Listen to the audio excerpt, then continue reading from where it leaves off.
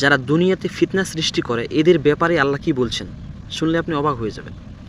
আল্লাহ তাআলা বলছেন, ওয়া ইদা কিলা লাহুম লা তুফসিদু ফিল আরদি ক্বালু ইন্নামা নাহনু মুসলিহুন। আল্লাহ তাআলা সূরা বাকারার মধ্যে এই আয়াত উল্লেখ করেন। আল্লাহ তাআলা বলছেন, যারা দুনিয়াতে ফিতনা সৃষ্টি করে, যখন তাদেরকে জিজ্ঞেস করা হয় যে তোমরা এই দুনিয়াতে ঝামেলা করতেছো কেন, ফিতনা সৃষ্টি করতেছো কেন, তখন তারা এর জবাবে বলে যে আমরা দুনিয়াতে ফিতনা সৃষ্টি করি না, বরং আমরা দুনিয়াতে মীমাংসাকারী। হ্যাঁ, আমরা মানুষের ফিতনা সৃষ্টি করি না, আমরা হচ্ছে মীমাংসাকারী। তারা এটা দাবি করে।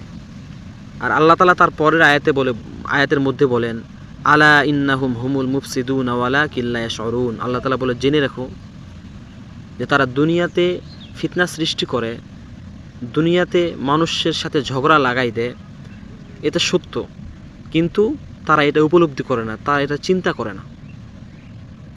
তারা এক মানুষের পক্ষ নিয়ে আরেক মানুষের সাথে জুলুম করে।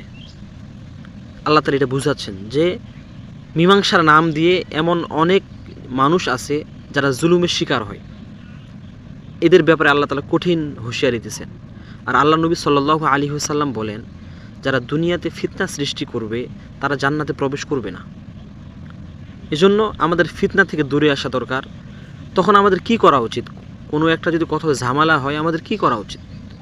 অবশ্যই আমাদের ইনসাফ ভিত্তিক বিচার করা উচিত, ইনসাফ ভিত্তিক আমাদের মীমাংসা করা উচিত। আর যদি আপনি ইনসাফ ভিত্তিক বিচার না করতে পারেন, আপনি ন্যায় বিচার করতে না পারেন, তাহলে আপনি দুনিয়াতে হয়তো পার পেয়ে যাবেন, কিন্তু পরকালে আল্লাহর কাঠগড়ায় আপনাকে দাঁড়াতে হবে। আল্লাহর কাঠগড়ায় প্রত্যেকটা কথার জবাব দিতে হবে আপনাকে ইনশাল্লাহ। আপনি যেই হন না কেন, পৃথিবীর যে কোনো মানুষ যদি কোনো মানুষের উপর জুলুম করে, আর আপনি বিচারের নাম দিয়ে, আপনি মীমাংসার নাম দিয়ে যদি আপনি কোনো মানুষের উপর জুলুম করেন, ইনসাফ না করেন, ন্যায় বিচার না করেন, জাস্টিস না করেন, তাহলে আপনি আল্লাহ তাআলার আদালতে আপনি হচ্ছেন জুলুমকারী। আর আল্লাহ নবী সাল্লাল্লাহু আলাইহি ওয়াসাল্লাম এটাও বলেছেন যে যে ব্যক্তি দুনিয়াতে জুলুম করবে সে কিয়ামতের দিন অন্ধকার দেখতে পাবে। সে জুলুমকারীকে আল্লাহ তাআলা প্রচুর শাস্তি দেবেন ইনশাল্লাহ। এজন্য আমাদের ইনসাফ ভিত্তিক রাষ্ট্র কায়েম করা উচিত, ইনসাফ ভিত্তিক বিচার করা উচিত।